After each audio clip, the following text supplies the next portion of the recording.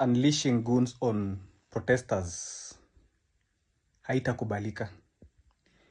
Na kama ni wewe Sakaja,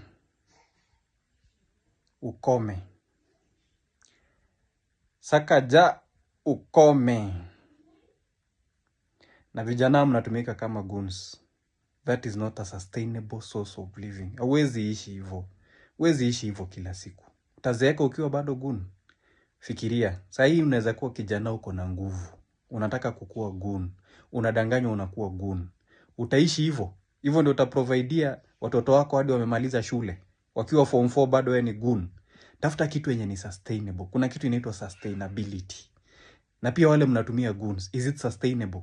So mnafikiria kila siku uongozi yenu itabaki ukitumianga tu goons. Hivyo ndio utaongoza. Hivyo ndio utamalizia. Siku moja tunawafikia. Na ujue hata kama wewe ni goon, hata kama uko na miti ya jembe, hiyo miti unaweza nyang'anywa, na bado unaweza pigwa, na bado unaweza uliwa. So usifikirie ati wewe ni goon, ati juu umelipwa, ati juu umetumwa, ati umetumwa sijui labda ni governor ama ni nani ama ni senator ama ni MP, ati unafikiria uko unbogable ama unafikiria huwezi guzwa. My friend, utapatikana. Hata wale goons ambao walitembea jana Nairobi, tayari tunawajua wengine. Wengine wanaonekana kwa video, tuko na video zao, tuko na video wakiongea, tuko na handle zao za TikTok, za nini wakiongea. So we chunga, tafuta kitu sustainable. Huwezi ishi hivyo.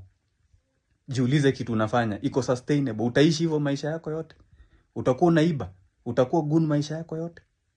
Ati watoto watasoma na goonism? Hivyo ndio unataka kuwasomesha? Hivyo ndio unataka waishi? Shindwe kabisa.